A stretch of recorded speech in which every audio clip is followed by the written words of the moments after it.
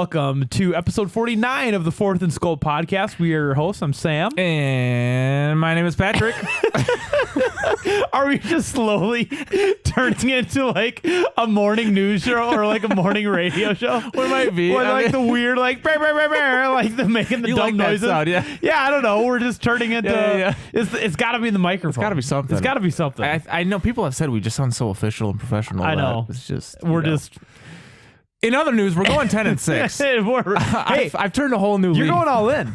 Yeah, I got that text from you, and I was like, Pat's going all in. For those of you that are not on Pat and I's text chains, Pat, why don't you give them the rundown of how you think the Vikings are going to go this year? I don't have it all laid out here on the screen, but I'm all in on going 10-6. He's all in. I'm all in. He's all in. There's absolutely no reason. There's no reason why we don't. There's go no 10-6. reason why we don't go 10-6. There's only those two games, the Bucks and the Saints, where it's like a question questionable. mark. All but right. I gave us 10-6, the Saints 9-7. game. Yeah. 10-6, 9-7. But I'm going off your energy. Yeah. My energy is from your energy. Yeah. You know what? Because guess what? We're here. We're playing the Lions this week. No Stafford. No Stafford. No Stafford. No Galladay. No Galladay. Listen, ESPN's giving us a 72% chance of winning this game. So if we don't win this game, If we don't win this game, we go down to one podcast episode a week. no, I don't know if we can do that to our. It's for the fans, Pat. It's for the fans. I'm but kidding. no, I know it's so we're playing the Lions this week. Honestly, it's Not just the Lions. We're playing Everson Griffin, an angry Everson Griffin. And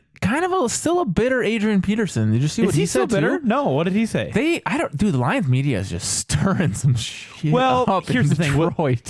Here's the thing. With no Stafford, they have to do something, right? Yeah. They have to try to keep their fans engaged. That's So fair. They're probably grasping the straws. Everson Griffin is probably not even upset. He's probably just being a team guy trying to make the media. So I'll start rounds. with AP. AP is something I don't have it pulled up again. We do at least on my end. I do a terrible job of becoming prepared. You know what? We're just two guys talking into a microphone, Pat. We're not getting paid for any of this. But no, Not AP yet, said anyway. something along the lines of, I think they asked him like, "Are you still bitter that they let you go and they didn't keep you around?" And he was like, "Yeah, it leaves a sour taste in your mouth." So, and I'm like, dude. But you know what? We're talking Everson Griffin or No, that's AP. Oh, AP said AP said it left a sour taste in his mouth after 10 years that we didn't Here's the thing. stick with him for like another 5 or how many years it's been since he left. How many years has it been? I think his first year he was with the Saints, and that was when It's we had been- Sam Bradford. And I don't know if that was Sam Bradford's I first think- year or his second year. Has it been 7 or 12 years? I think it's been 12 years since Adrian Peterson's 2,000-yard rushing year. That was 2012. So it's 'Cause that been was- 8 years since. No, then. wait. Was that the game against the Chargers? Was that year? Remember the he had Chargers? 300 the yards? Yeah, almost 300. No, maybe that wasn't. Doesn't Anyway. matter. Anyways. Well, so here's the thing about Adrian Peterson. So the last contract he played with us on, it was a 2-year deal, and it was way more money than he should have been getting because he had been this Minnesota Vikings legacy player for so long. And that's what the Vikings do. And that's what the Vikings We do. are beyond loyal to And that- players who don't I know. need to be here anymore. I know, and honestly, when we got we ended up just like getting rid of it. Like we cut him, I think. Oh, we did, yeah. Yeah, and it's just like, again, we had a player that was on his way out, and we didn't get any value for him. So that's just the Yeah. classic Vikings move. But you can't fault the Vikings. Like if you're Adrian Peterson, you can't fault the Vikings. Like you're getting older. They drafted a young running back. Actually, had we gotten a running back yet? No, I think we didn't went draft through. up We with went through a couple years of Matt Asiata, Matt Asiata, Jerick McKinnon. McKinnon, and there's one other white. Who? Oh, he was a white boy. We had a white boy. Yeah, he was a running back? bigger guy. Oh, dude, I have to pull him up. Are you thinking of Matt Asiata? No, hang on. And then Keep talking. we had Latavius Murray there for a while. He's actually doing some pretty good Murray, things yeah. now for the Saints. I'm interested to see who this is because as soon as you say it, I'm gonna just kick It's myself. like on the tip of my tongue. Well, while you look that up, you can be frustrated if you're Adrian Peterson. Like he built his MVP status with our team. Like he became who he is and developed his legacy with our team. And so you see guys that get a contract when they probably shouldn't, and they just so that they could ride out their career to stay with the same franchise. And I get it, but if Adrian Peterson really wanted to play for as long as he has been playing, and kudos to him, Right. and he's making a couple $1,000,000. He's doing some good for things his for age, himself. yeah. He's doing some good things for himself. It's just it was time for us to split. So you can't fault either party for that. Okay, Who do we got? Toby Gerhart. Toby Gerhart. That's going way Yeah, back. we're He going played back. with AP for a while. Oh, he was our third down guy because Adrian Peterson wouldn't play on third down. Maybe you're right. Maybe he didn't have. Maybe he was never the starter at any point. I couldn't remember what that little window was. Here's the thing about Toby Gerhart. You needed 5 yards, he'll get you 8. You reminded me of Peyton Hillis a little bit. You needed 12 yards, he'll get you 8. You remember Peyton Hillis? No, I don't. You don't remember Peyton Hillis on the Browns? No. Guy has plays 1 year, has a crazy good year, not like, an AP standard by any means. Gets on the cover of Madden in 2012 or whatever, and we never hear from him again. Dude, the Madden curse is. I think Patrick Mahomes is the first one to break the Madden curse. I think so. He was on Madden, and then he won Super Bowl the next year. And then AB was on it, and saw what happened that year. Dude, it's just that's been. Toby Gerhart, actually, you know where he went after the Vikings? He went to the Jags. Yes, he did. They thought he could be a starter, but it didn't work out. Again. Okay, so, but I want to talk about Everson Griffen just for kicks and gigs. Let's do it. So, Zimmer was asked about Everson Griffen and how he thought how was his tenure here in the Vikings, and he basically just said in short that he was a good player. He's a good player. He's a good player. He's a good player. Yeah, what more is he going to talk about a guy that's not even on the team anymore?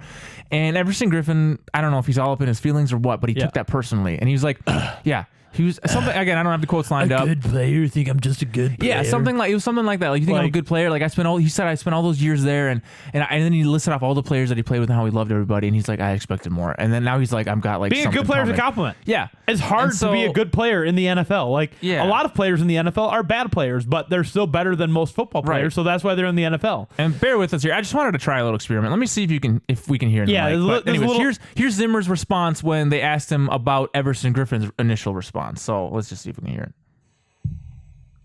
Yeah, Mike. Go ahead, Andy.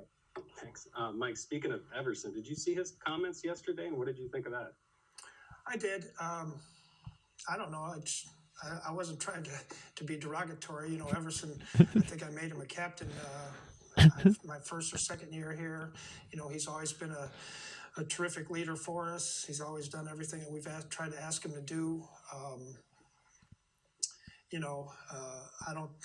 I thought we had a good relationship, so I don't think, I don't feel like I was being derogatory at all. That basically sums it up. I thought we had a good relationship. I gave him a compliment. Yeah. I made him a captain. Matter of fact, we probably kept him around a little longer than we probably did. We probably did. You know. Again, it's tough though. You don't want to just start letting people go and then have an issue like we did this year where we had a bunch of starters left. Yeah, exactly. I don't know, dude. It's I think honestly, with Matt Stafford being down, with them being actually, I think they're ahead of us in the standings right now. They are 3-4, and we're 2-5, so they're ahead of us in the standings. But we're still the bottom of the NFC North. You got to come up with some headlines, I think that's part of it. Yeah, and it's just. I just wanted to feel like the media for a second and talk about. But it will be fun. It will be fun to see Everson Griffen and Adrian Peterson. We played Adrian Peterson when he was with the Saints, and he was chirping at Sean Butthole Payton mouth when he wasn't getting his carries, and it's like, dude, give me the ball, Sean. What you expect when you went to a team with Kamara and I think Mark Ingram was there. You're right. Yeah. With Drew Brees, I'm like, it's like, dude, what do you think you were going to do? This isn't the Vikings. I know. So we've seen Adrian Peterson before. It'll be interesting to see Everson Griffen. Which, by the way, Everson Griffen, when he left this year, he went to the Cowboys, right? And now he's on the Lions. So when you're a superstar NFL player, you either retire on top or live long enough to see yourself become, just irrelevant, yeah. But still make millions. Yeah. And that's if I was still healthy and I knew I was on the down, I'm playing wherever. I know I'm not worthy to be on a Super Bowl team. But you're making $1 million bucks. But you're making $1 million bucks a year. Vet men. You know who was that? I think it was like Brian Leftwich. Thought he was too good to be a backup quarterback for the Pittsburgh Steelers, and he could have just sat behind Big Ben and made just for I think years. It was like a $2 million a year deal, and he was like, I don't belong on the bench. Something like that. Yeah, just sitting there on the bench. Most backups are making less than $1 million. Yeah, but I don't know if exactly it was Brian. I'm sorry, I'm not trying to throw shade at Brian Leftwich, but whoever it was. But yeah. So where did he go? Did he try to go to Canada or what? I don't even think anyone signed him after that. So he just missed out on got ourselves an old Colin Kaepernick situation over here. Which that is an interesting situation. Like, politics. We're not going to get into politics here, But come on, but what the hell is Nevada doing? But no, listen, Kaepernick was on a team that went to the Super Bowl. Yeah. You know, and and a couple NFC championship games before NFC that. championships, and you look at a team like the Cowboys, and they're getting Ben DiNucci off the street, like. But it's one of wonder those what's going things, on. though. It's like they bring in Kaepernick, and there's going to Like, be I don't- rioting in Dallas. Here's the thing: I don't think Kaepernick is that great of a quarterback, but he's better than Ben DiNucci. Like, what are we doing here? I would still argue he probably still is better than Ben DiNucci, even though he's been removed from the league for like 4 years now. 3 years, 4 years. I don't know. Yeah. We don't need to get into that can of worms, but it Yeah. is interesting. I Yeah. don't know. Anyway, back to the Lions. Why don't you bring who's on the injury report there? Do you have that pulled up? So Matt Stafford is not on the injury report, but he's on the COVID list. So so he has like 5 days of mandatory quarantine, and I think day 5 is the day of the game, and so there's a question of whether or not he'll be on the list for the game or not, and so that's Which still, is interesting because Cam Dantzler had the same thing, and then a couple Packer players tested positive after he played, and I thought they did. I thought there was I thought something, and then now the Niners have some or the Packers again, like Yeah, I something. You don't know what I know. mean? But I don't know. anyways, So him Stafford out. isn't on the injury report, but you know who is on the injury report is Kenny Galladay, and I'm not sure what's going on with him, but he is their leading receiver so far this year. 20 receptions, 338 yards, 2 touchdowns. So I'm really glad Golden Tate is no longer there. yeah, he Burned us, I think, in OT 2 years ago. Yeah. Yeah. So yeah, Kenny Galladay's out. So their top wide receiver, their top quarterback. Their quarterback is probably not going to be playing. And then their top rusher is Adrian Peterson, which is interesting because isn't Kerryon Johnson supposed to be the future there? I think so. I don't keep up with my Detroit Lions news quite as much as I do with the Bears and the Packers. Oh man. Yeah, so Adrian Peterson is going to be their best player out on the field on Sunday on offense. And so it'll So just stack the box. stack the box. Stack the box. You know what I want to see this game? But you know what? Anthony Barr's not playing. That's true too. So, But you know what I want to see this game? I want to see some blitzing yeah. on a guy dude. who, and we've played him a couple times in the past. Yeah. Yeah. Who is it again? It's Their backup? yeah. Oh gosh. Who is their backup? Again, phenomenal here. We're Year 2, Pat, week 8. we're doing a podcast on the Vikings playing the Lions, and we don't even know who's playing quarterback for the Lions. What are we doing? Oh gosh. Hold on a second. Let me look this up. This is probably going to go down as one of our worst episodes. Here's the good No, Sam, here's the good news. Our podcast numbers are way down. But I think it directly correlates with how the Vikings are doing. I mean, come on. Yeah. You know, I'm not even that interested in watching every interview like I usually do, and every weird, single like, article. Like, so I'm sitting here thinking like it's week 9 in the NFL, and it doesn't feel like it feels like the NFL's like we're still in week 2 or something here. We just got to get some traction to go. Yeah. And honestly, I think it has to do with the fans. yeah, the for fact sure. that fans aren't. It just feels like every game Every is a game preseason is the same. game. Yeah, there's no energy behind any one particular game. Yeah, it's nuts. Hold on, wide receiver. Quarterback. Here we go. Chase Daniel. Chase Chase Daniel. You. He's the same guy who a couple years back stepped out of the back of the end zone. No, that's that Orlovsky? No, that's Orlovsky. Ah. No, Chase Daniel is the one. He was the Bears' backup last year when we injured Trubisky, and then he just burned us. No. Yeah, Dude, no, this is a game. No, not Chase Daniels. We needed Trubisky in that week. No, not Daniels. Chase Daniel, dude. We gotta. Someone call Vegas, tell them to change the spread and all. They don't know. They don't even have one. Oh, you don't know about Chase Daniel. Wait, do we bet on the Lions? Dude, no. Not Chase Daniels. But listen, they have a safety out and a corner out. So for the Vikings, though, we have 4 corners on the injury report. So yeah, Mark Fields, Holton Hill, and Cam Dantzler are all out, and Harrison Hand is questionable. You know, they asked Zimmer that question, and he literally just chuckled. What did he? They said, "Is it kind of? Are you getting used to like having all these cornerbacks on the injured reserve or on the IR or whatever?" And he just kind of laughed. He's like, "You know, we just have to put in the next guy," and like, but he like laughed. Honestly, I don't know. It's just, I don't know what, like, it seems like Zimmer's almost kind of phoning it in. Like in these press reports. I mean, and granted, coaches like him, Belichick, they never really do like the whole. They're very regal in their press reports. Yeah. And we think we can go out and get these guys. They always seem to be apathetic. But if you look at the game plan, especially like the game plan he put together for the Packers, he doesn't seem apathetic in his coaching. It's just. You know, and I might actually have a case for why, because it doesn't help that we're not winning and that there were so many games that we could have won. Like we talked about how we could have flipped a bunch of games. Yeah. And like, and it's someone brought it up a few weeks ago when we were talking about Kirk Cousins and just in the media and how Zimmer did not want to sign a quarterback to a massive deal because then he was like, then you're going to cut out pieces on the defense. You're going to cut out pieces on the line. You're going to cut out pieces everywhere. Yeah. You know? Yep. And I honestly think that it's kind of like me where that thought just forever festers in your brain. Well, I mean, look at the teams that have been successful in the recent past. So you had the Rams. They got to the Super Bowl with Jared Goff playing on his rookie contract. Rookie contract, yes. Mahomes got to the Super Bowl, won the Super Bowl playing on his rookie contract. Russell Wilson, he won the Super Bowl playing on his rookie contract. Tom Brady's never asked for much. And then what happens? All these guys get paid. Yeah. And we'll see how the Chiefs go. But the Rams haven't been the same since. Right. You know? Right. The Seahawks haven't gotten back to a Super Bowl yet. They're still a really good team. They're a contender every year. Well, they lost the whole Legion of Boom. They lost the whole Legion of Boom. Yeah, exactly. And so it's just... And it makes sense. I mean, once you have so much of a pie to give to the whole team, and people talk about a team Super Bowl window, and it's really about salary. A Super Bowl window is really just salary cap distribution. And I think it also matters with how many rookies you have because, like the Chiefs, for example, Mahomes, Tyreek Hill. Yeah. I don't know if Kelsey might have been around a little longer to have a bigger deal at that point, but like they had so many rookies, and it's like now the question is like as the years progress, it's like how are you guys going to be paying for these people? Right. So it begs the question. So let's take Dak Prescott for an example. Let's take the fact that he has a severe injury out of the whole deal, but he's playing. I think he's playing on the franchise tag right now. Yeah, he is. But do you say, listen, Dak, you're a good quarterback. You can manage the game well.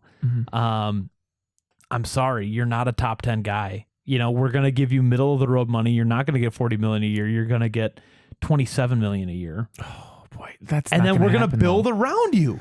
But but I'm not saying that's such a far steep. Here's the thing: you can't do that with like a Patrick Mahomes or a Russell Wilson because they're too good. But what? Okay, So you have to pay those guys. But it's almost like there's two different philosophies for building a team, and it's not every quarterback is going to get a $500 million 10-year contract. I'm sorry, it's not going to happen. But guess what? One team is going to pay Dak Prescott $40 freaking million a year, and then we sit here and wonder. We're like, why are these quarterbacks getting the money? It's because every year some desperate team goes out and signs a Kirk Cousins, goes out and signs a whoever, and this that it happens every year. It's true, but every I year. think all it takes is for one GM to say, "Look, I'm going to get a quarterback in free agency that Look is at how Look how Denver struggled since they had Peyton Manning. They've drafted Paxton. Yeah, because they keep trying to do it through the draft. No, I'm not saying do it through the draft. I'm saying do it through they free signed agency. Joe Flacco. They've signed Like Case Keenum sitting on the bench Case somewhere. Keenum was in Denver for a year too.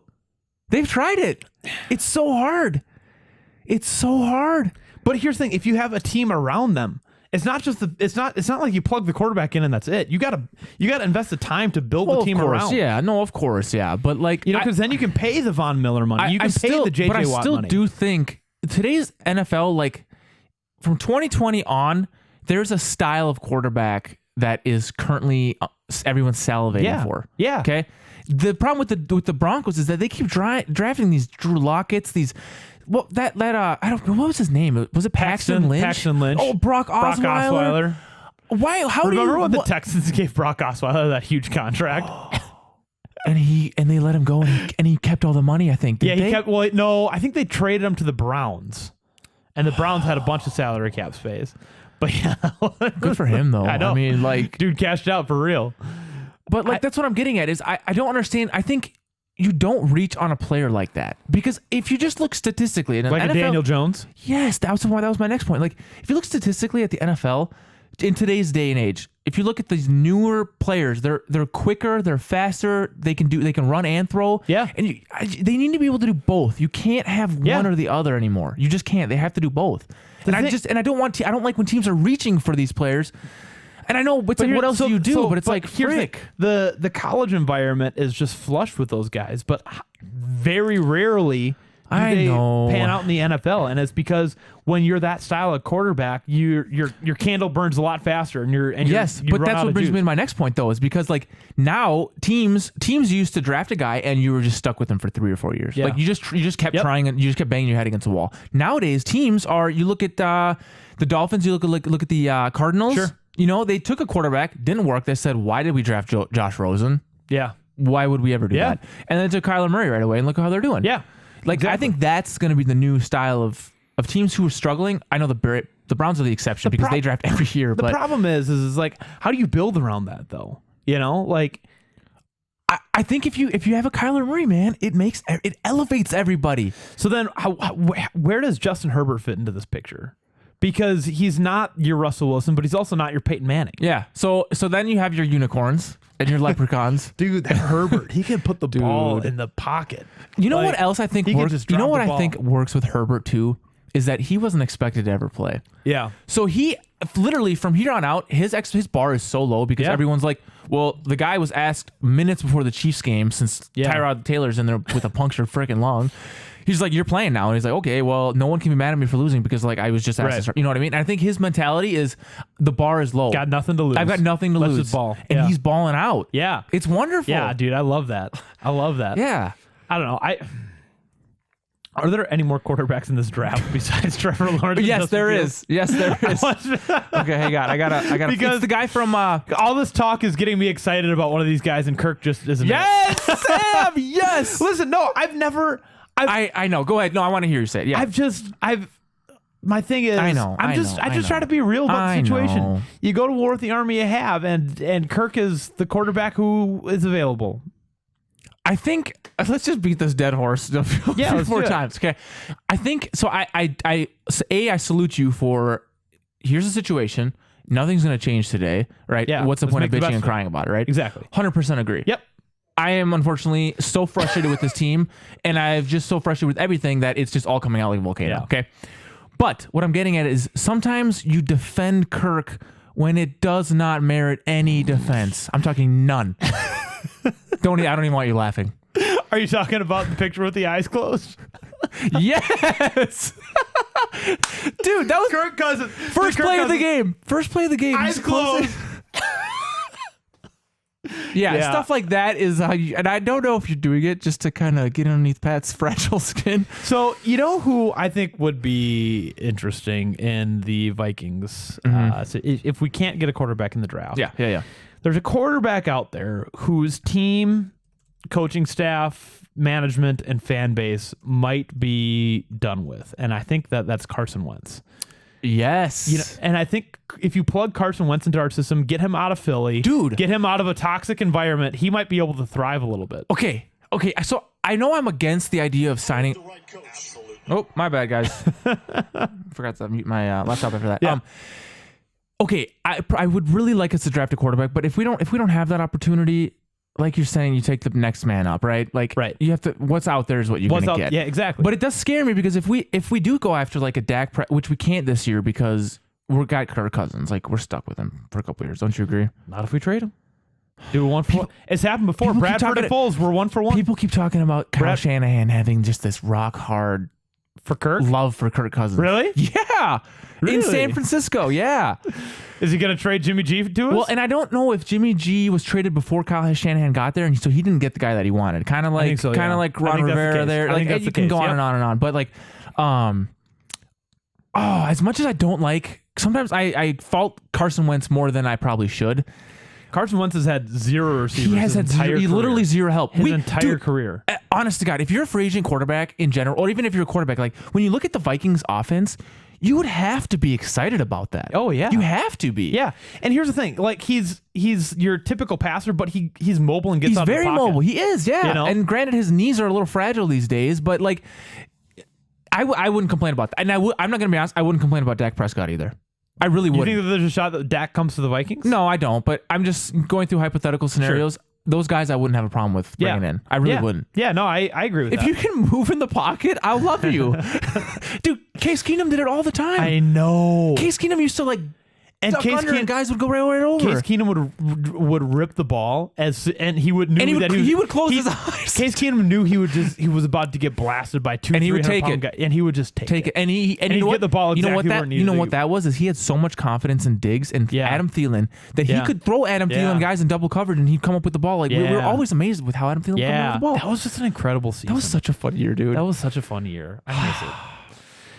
And alas, here we are. So. Another quarterback you wanted me to name. So there's Trevor Lawrence. Yep. Okay. And now there's a whole bunch of talk about people talking about how Trevor Lawrence is going to pull an Eli Manning and say, I'm not going to play. To go. Yeah. Which, did we talk about that last week?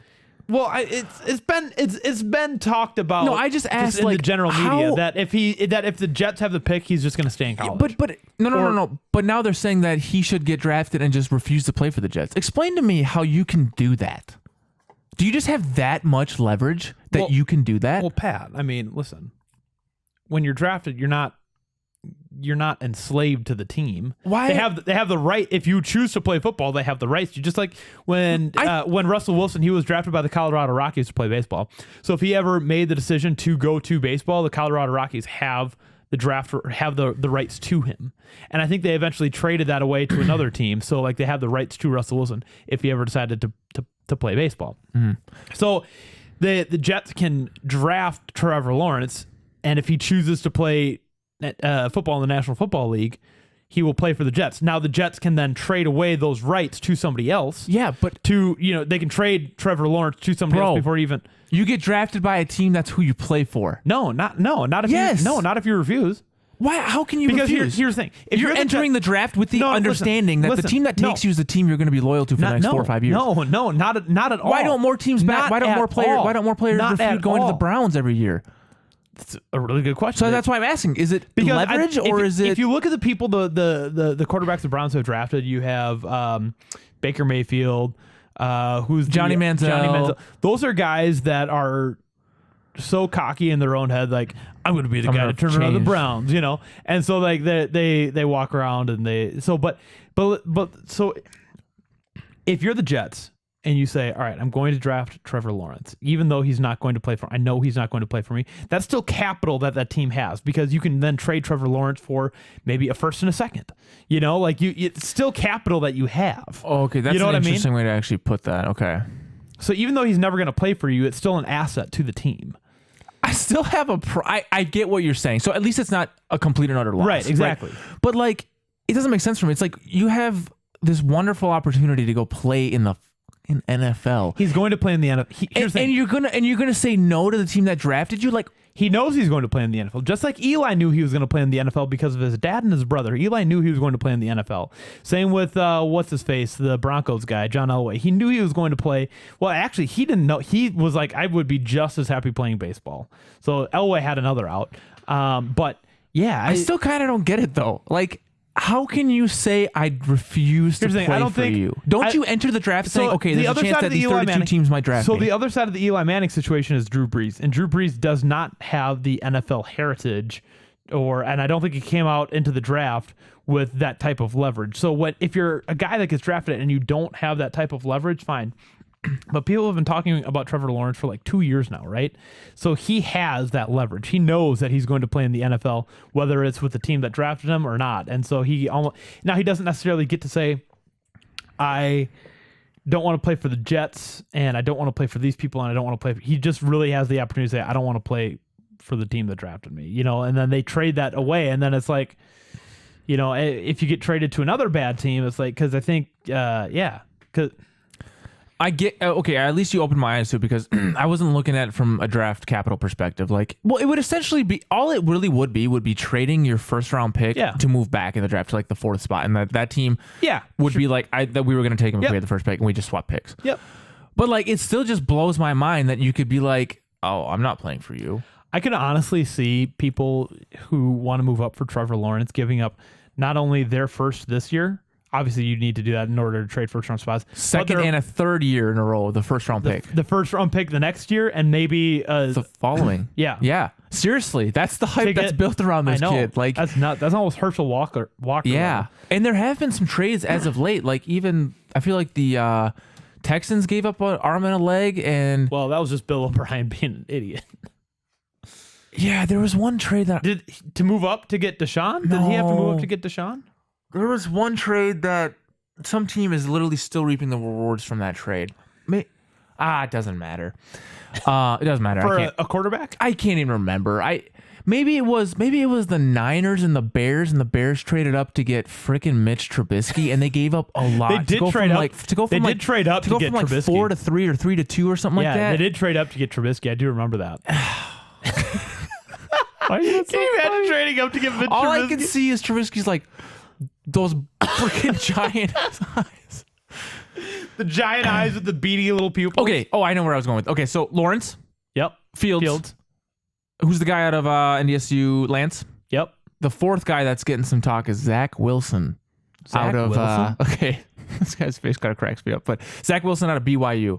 I just need you to look at his face. He just kind of looks like a frat boy. He does. He kind of has like a Does BYU have rats? I think. I don't know. Okay, well he still appears to be kind of like a. Sure. You know what I'm trying to get at. Anyways, let's look at his stats this year just for kicks and gigs. Basically 75% completion percentage. He's got slightly over 2,000 yards in the air, 11-yard average, 19 TDs, 2 interceptions, and his rating is 198.7. Do you think Tanner Morgan is going to have a future in the NFL? Who's that? Gophers quarterback. He's a junior this year. Gosh, dude. He's been putting the ball in some pretty good spots. I don't know. In such a QB-driven, give me league, maybe, probably, but Yeah. the Gophers suck, man. Their defense sucks. Their offense is actually pretty Okay, good. I actually haven't watched much. I've only been watching. All I've watched is Ohio State since Justin Fields. Justin Fields. Anyway, all right. So Vegas isn't even putting odds or a spread on the Vikings Lions right now. It's ridiculous.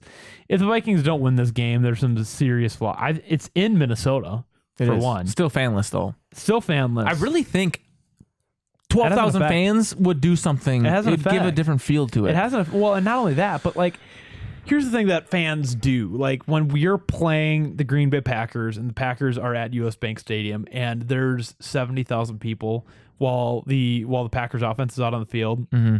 And we're just screaming, and Aaron Rodgers has to call a timeout because he couldn't get his audible out, and people couldn't hear him. Dude, isn't that the best? But here's the thing. That's the fans affecting the game. Yes. You know what I mean? Yeah. That's like a real game effect. Dude, why do you think I had a sour taste in my mouth heading into this year? It just didn't feel like football to me. This year hasn't felt like football to me. Right. And it's partly why I'm just in this funk all years because and on top of being 2-5, but like, it's just, this doesn't feel like football to me. I do not want the Vikings to win a Super Bowl this year because it's just like we have a choice. But like it's just not a year. You're right. It's just not a year. It doesn't even feel like we're watching the NFL. Yeah, if we're gonna have a year to win a Super Bowl, this cannot be it. Like it just doesn't even feel like we're watching the NFL. It feels like we're watching like the XFL or some some or the AAF CFL or stuff. something. Or Something that's right. something that looks like football but isn't quite football. Right. You know? Yeah, and it is what it is. I can only pray that next year we go back to some normalcy, but not COVID is just running rampant. Well, hopefully there's going to be a vaccine, and we can all go back to watching football in the stadium. I'm not taking that.